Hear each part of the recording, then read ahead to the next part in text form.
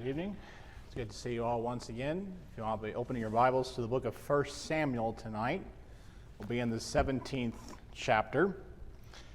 And I'm here to tell you that the PowerPoint for tonight was going to be really, really good. And somebody forgot to put it on the thumb drive. But remember to take the thumb drive with him. So we're going to do it the old way tonight, and that's okay, because we're going to be doing expository from 1 Samuel 17. Continue our series of study tonight of looking at the life of David. And tonight's going to be David and Goliath, that pivotal chapter in the book of 1 Samuel, where really last time we saw not David's birth, not David's calling per se, but we saw the divine command to Samuel the prophet to go find the replacement king. We had recalled what Saul's kingship was like. He was a man who really didn't show all that much interest in obeying what God had to say. And I think there was some intentionality in that, because back in 1 Samuel 8, God through Samuel warned the people that if you get a king like the other nations, he's going to act like a king, like the other nations. He is going to amass more power. He's going to oppress you. He is going to take more and more and more and more from you. That's what he's going to do. And so when the people when Saul had run his course, it came time to find a king who was after God's own heart, not man's own heart. And that was in the 13th chapter. And we left off last time how David is now the king in waiting. He is in the court of Saul. And Saul would call for him occasionally whenever the spirit would afflict him, and David would play the harp, and it would soothe Saul, and the spirit would go away from him. When we open up the 17th chapter, almost half the chapter, it really is just setting the scene for what's about ready to happen. We are already told that David is of good godly character in chapter 16. But what we're going to see now is David acts more like a king than Saul does when it comes to defeating the Philistines.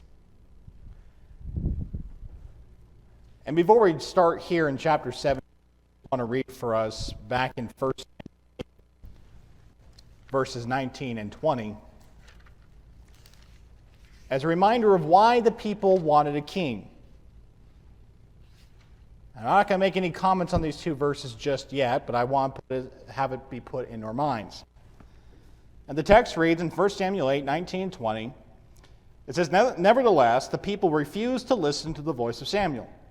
And they said, 'No, but there shall be a king over us, that we also may be like the other nations, that our king may judge us and go out before us and fight our battles.'" So keep that in mind. They want one to judge us, fight our battles for us. So we read in 1 Samuel 17, "Now the Philistines gathered their camps for battle, and they were gathered at Succoth, which belongs to Judah. And they camped between Succoth and Azekah and Ephes-dammim. But Saul and the men of Israel were gathered and camped in the valley of Elah, and arrayed themselves for battle to meet the Philistines. Now the Philistines stood on the mountain on one side, and Israel stood on the mountain on the other side, with the valley between them.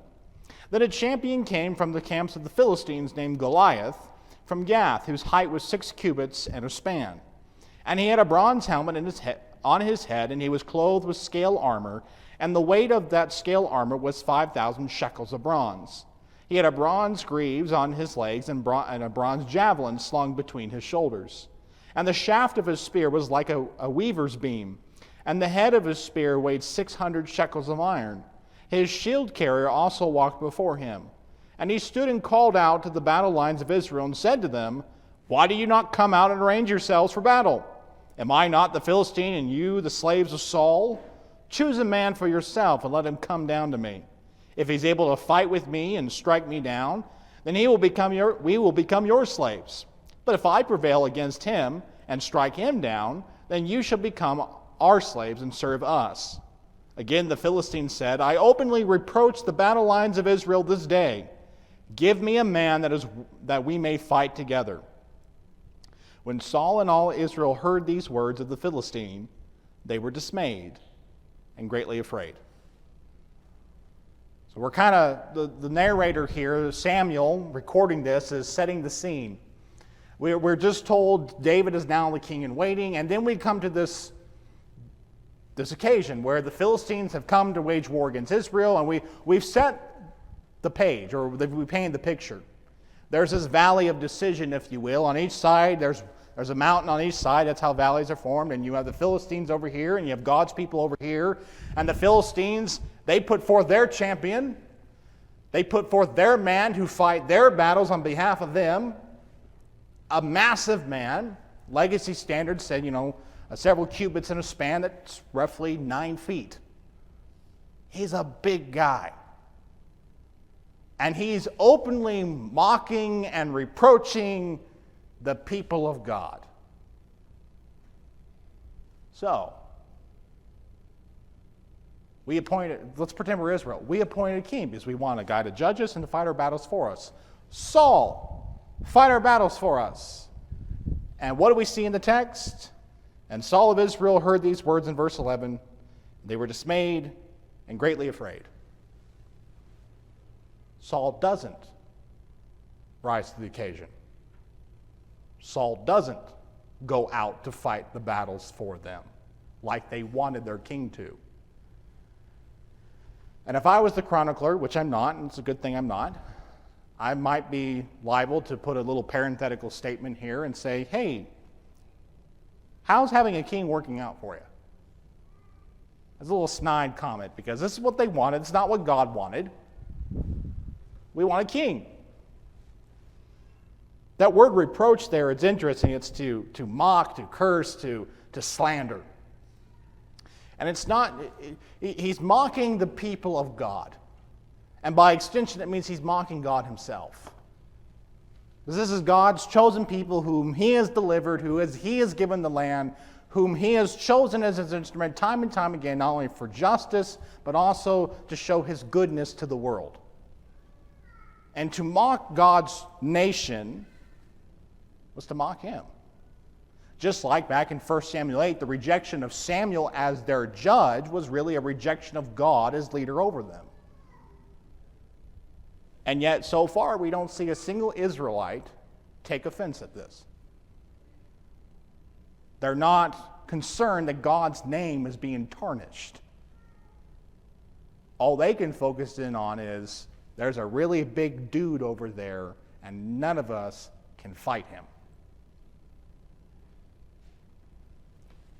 Which, remember, serves me correctly, your average Israelite was just a little over 5 foot during this time period, from what we have of like archaeological record and stuff. So think 5 foot to 9 feet.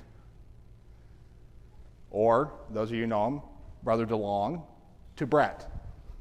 Not quite the same. Not quite the same. Brett's only 7-something, or close to it. So add another 2 feet on Brett. I mean, think of whole armies of 5'2" people looking at Goliath, and then the rest of the Philistines. They're terrified. Now, where's David in all this?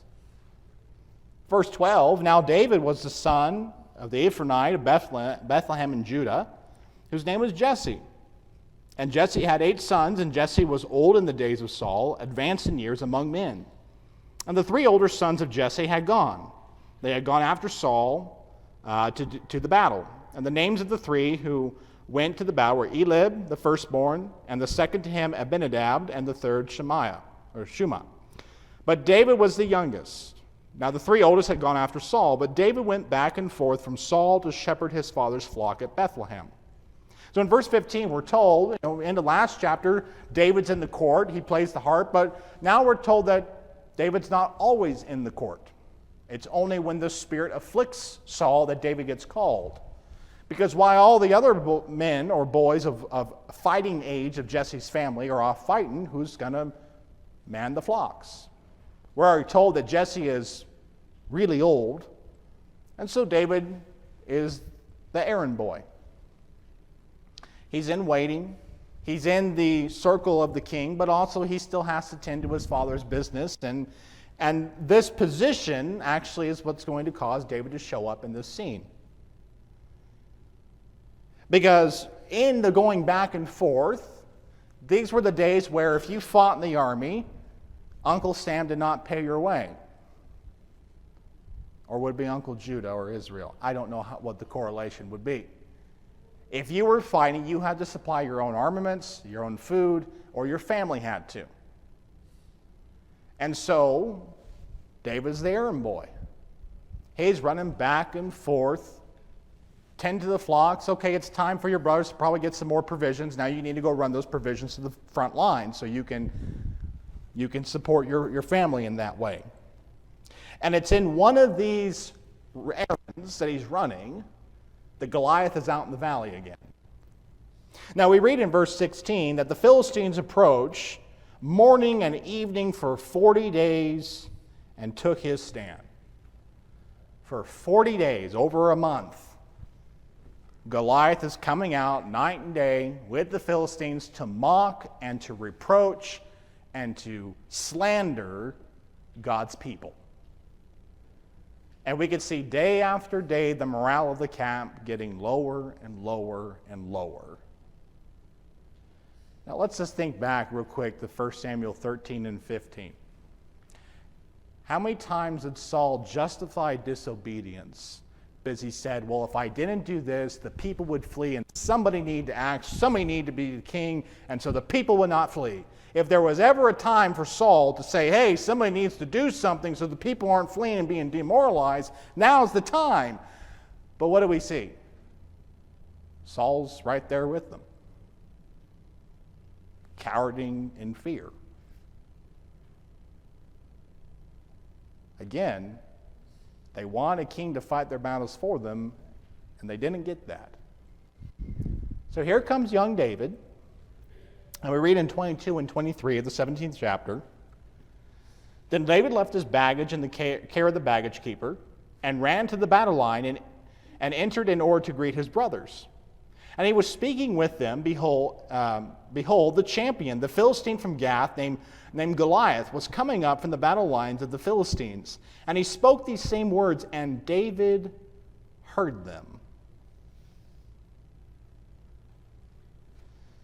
Now, the writer Samuel has taken his time to set this scene in order, to set the chain of events and motions, to retell us what happened, to set up David's stand down with Goliath. And right now, we're at the contrast hasn't been made yet. The comparison is the same. Both Saul and David have heard the same words. The text even tells us in verse 23 there, these same words, and David heard those words. And what we saw from Saul was he just took Goliath at face value. Yeah, you're right, Goliath. We can't beat you. And he gets demoralized with the rest of the people. What we're going to see with David is David takes this as an egregious offense to God and his people. How dare this Philistine mock and slander God's people and God by extension? Let's keep reading. Verse 24. Now all the men of Israel saw the man, and they fled from him and were greatly afraid. And the men of Israel said, have you seen this man who is coming up? Surely he is coming to reproach Israel. And it will be that the king will enrich the man who strikes him down with great riches, and will give his daughter and make his father's house free in Israel. Now let's stop here real quick. Again, Saul was made king to fight the battles for the people. And what is he doing here in these two verses? He has put a bounty out for somebody else to do his job. I mean, this is a pretty impressive bounty on Goliath's head. Whoever kills Goliath, that man and his father's house will be a free house in Israel. They will be in slavery and bondage, debt, or whatever else to no one. Secondly, he's going to become the king's son-in-law. That's a pretty powerful position. Not only that, he's going to give of his personal treasury and enrich this man. I'm not saying Saul was willing to give up to half the kingdom like Herod was. But that's a pretty big reward, simply because Saul doesn't want to deal with the problem. But note David's response in the next verse, because David really doesn't care much about that, because he asked them, what will be done for the man who strikes down this Philistine and takes away the reproach from Israel? Okay, if the king's going to reward the man who just kills him, what's the king going to do for the man who actually takes away the shame and the reproach from God's people? That's where David's heart's at. God and his people have been slandered by these unbelievers and these Philistines. What's the reward going to be for the man who restores the honor and glory to Israel? We keep reading.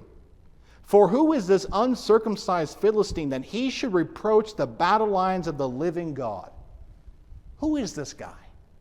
Where does he get off? Who does he think he is that he could slander God? Now let's think back to what God said to Samuel in 1 Samuel 13. He said to the effect of, I have rejected you, Saul, being king, and now I will seek a man who has a heart like mine, is what God's saying, a man after my own heart. How many times in the Old Testament scriptures does God act for the glory of his own name? Because of his own reputation, because of his own nature. How many times did Israel rebel and God take him back? And he would go and make the point in Isaiah and several others that it's not because of your goodness I'm acting. It's not because you're deserving, but because of my name's sake I'm going to rescue you, lest there be cause for blasphemy among the Gentiles. God is intimately concerned with the glory of his own name. And not in a prideful way that you and I might be. But his glory of his own name is also the same thing as his character. That God is just and righteous and loving and forgiving and merciful, and by no means will leave the guilty unpunished. And for God not to act here to protect and defend his people would be a tarnishment on his own name and would be contrary to his character. But God's not going to act and force his people against their will to do this. He's already given instructions, and we're going to see this in just a minute. He's already told them that they should be courageous and bold when you go up for battle. For I am with you, says God, and you will win the fight. He said that back in Deuteronomy. So we see in 26 through 30 here, 1 Samuel 17, verse 27, the people spoke to him according to this word, saying, thus it will be done for the man who strikes him down, referring to the same reward as the man who just kills him. Then Eliab, the oldest brother, heard when he spoke to the men, and Eliab's anger burned against David and said, why have you come down? And with whom have you left those few sheep in the wilderness? I myself know your arrogance and the wickedness of your heart, for you have come down in order to see battle. But David said, what have I done now? Was it not just a word? Then he turned away from him to another and said the same word, and the people respond to him with the same words as before. Now, me being the eldest child in my house, I can kind of understand maybe where Eliab is coming from. The youngest child shows up, who's supposed to be taking care of dad's flocks, and he was here to show up just to drop off supplies. And what he's dropped off the supplies, put his baggage away, and now he's inching closer and closer to the front line. And, well, what's going on? That's probably what Eliab's thinking. That David's wanting to see war.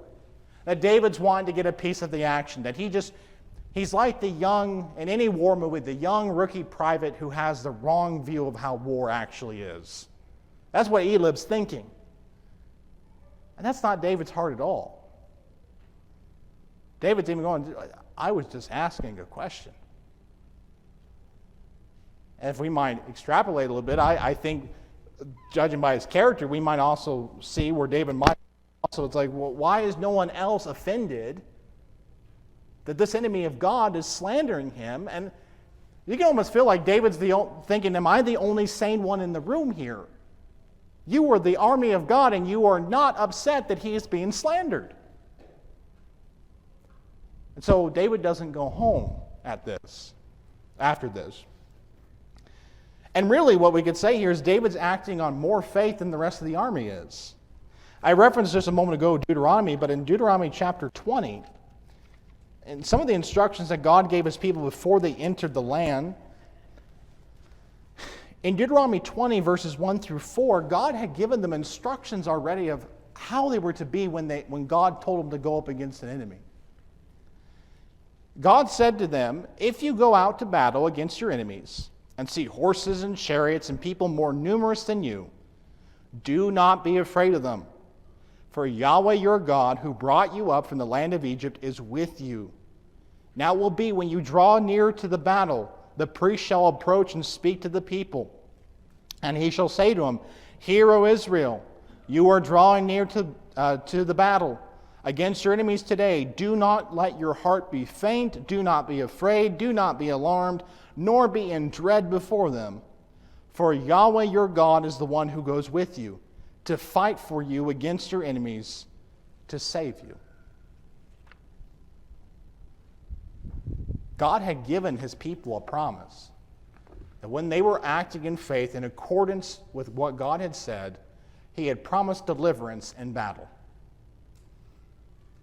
And we're going to see later on, David kind of channels this promise here. He says the same thing in different words about his courage and his boldness and his confidence in going up against Goliath, that God will deliver him that day into his hands.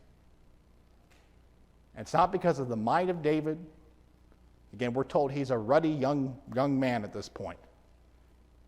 He's not Arnold Schwarzenegger in his prime. He's got no muscle mass to speak of. He's not of war age. He doesn't probably even know how to handle a sword properly.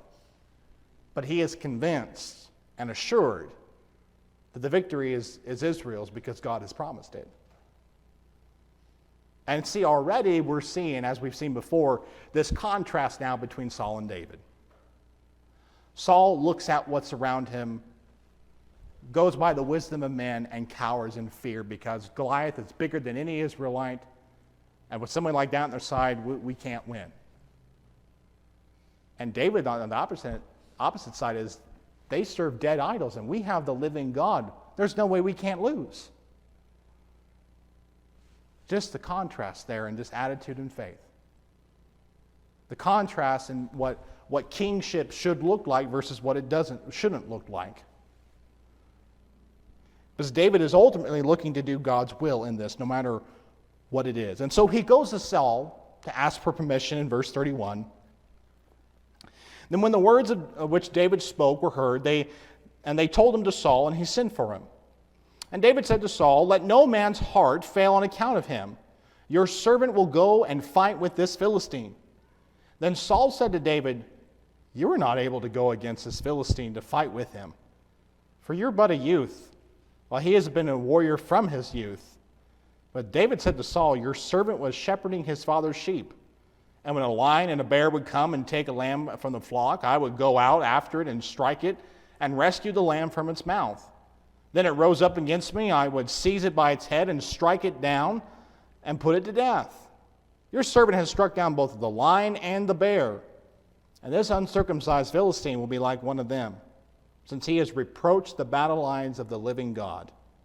And David said, Yahweh, who delivered me from the hand of the lion and from the hand of the bear, he will deliver me from the hand of this Philistine. And Saul said to David, Go, and may Yahweh be with you.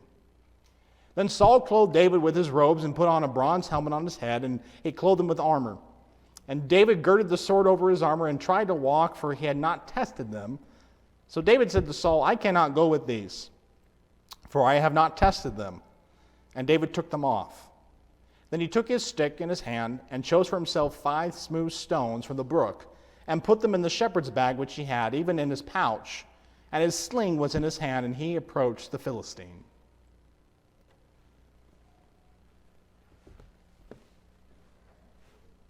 Obviously, this young kid who shows up out of nowhere is talking a big game, and word gets back to the king, and so the king wants to see this guy because maybe he's somebody that can fight him. And you can imagine Saul waiting. Maybe he has expectations of maybe a strapping warrior that somehow missed the draft or something. And in walks young, ruddy David. Who's this? Do you have the right guy? He can't fight him. Goliath's Goliath. And David, you're not. Now, David's show of faith here, and this is where I say David's, I think, operating on the promises that God has given him in the law, because he says, Yahweh has delivered from the hand of the lion and the bear, and what's this Philistine compared to those? God's going to deliver me. Because he has this Philistine has reproached and slandered the armies of the living God. He has disgraced our God, and something needs to be done.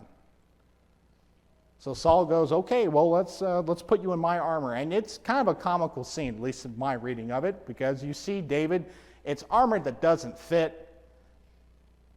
He hasn't tested it. He doesn't really know what to do with the sword yet. And so he just shirks it all off and takes up his shepherd's garments. Because those he does know how to wear. And he knows how to use the shepherd's staff and the sling.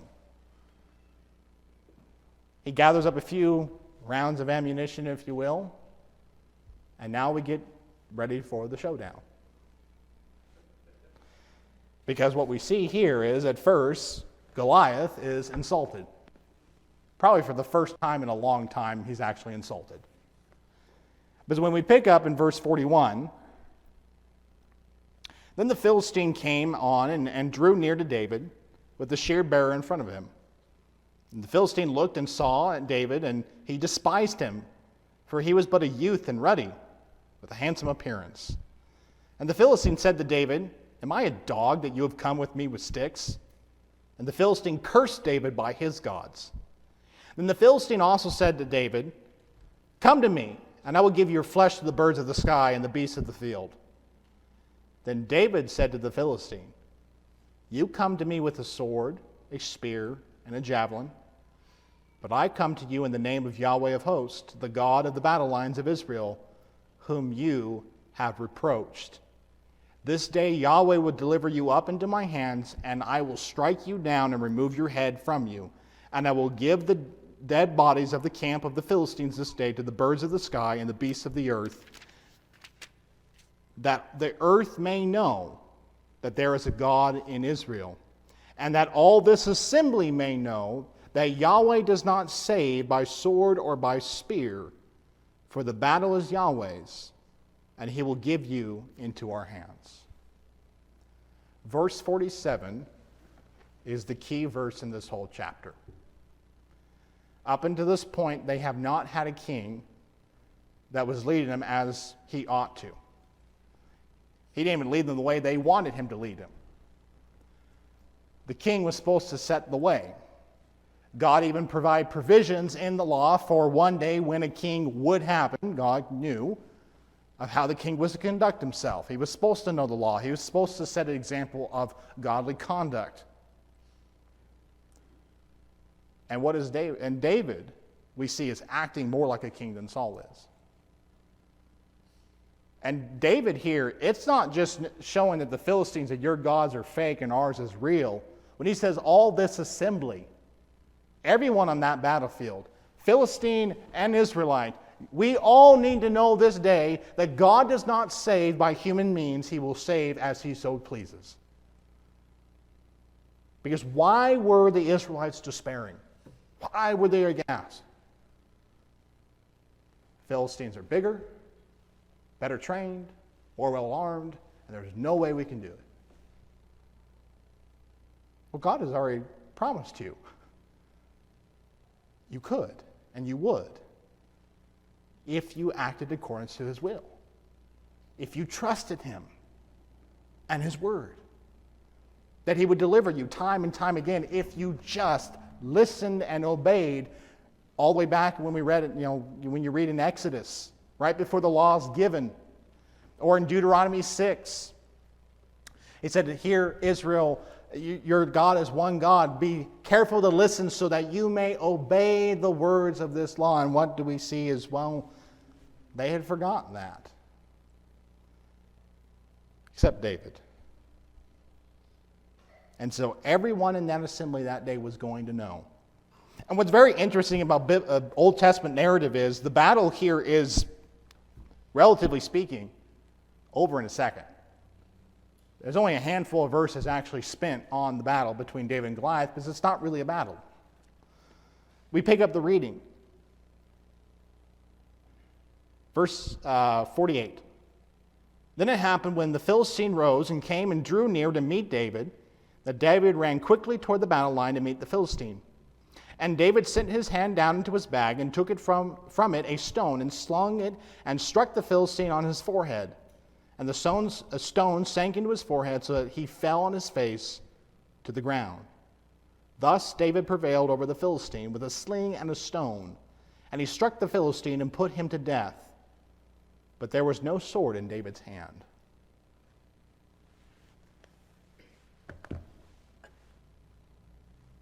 Three verses out of 58 of this account. Because really, once God has said something, once God has promised something, he doesn't need 3 or 4 chapters to bring it about. And God doesn't need a drawn-out battle to win the victory. One stone, one sling, one motion. And Goliath is down. And that's not really the crux of it.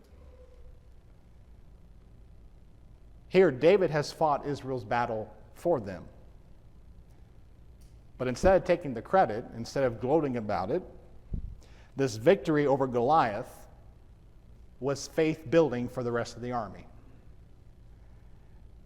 Because we read in 51 here, continuing with what David was doing.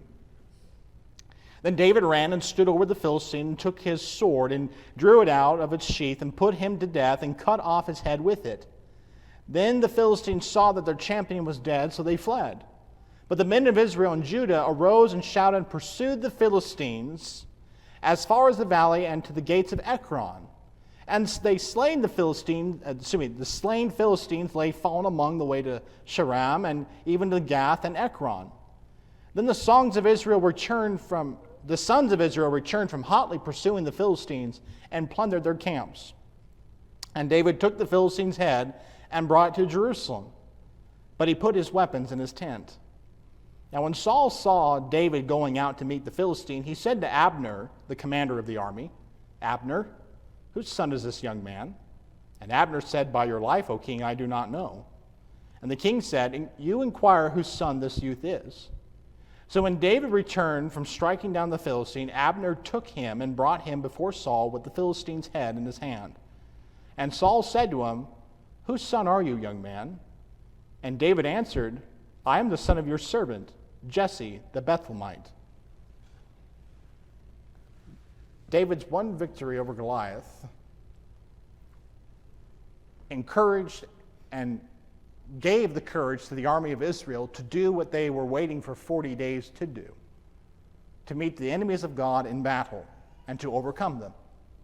But due to the failure of Saul's leadership and no one thinking to consult the Word of God, no one thinking to act on His promises, they spent those 40 days and 40 nights in terror, thinking that somehow the Philistines are going to beat them. And here comes this ruddy young boy, acting on the faith in what God has said, strikes down Goliath of Gath.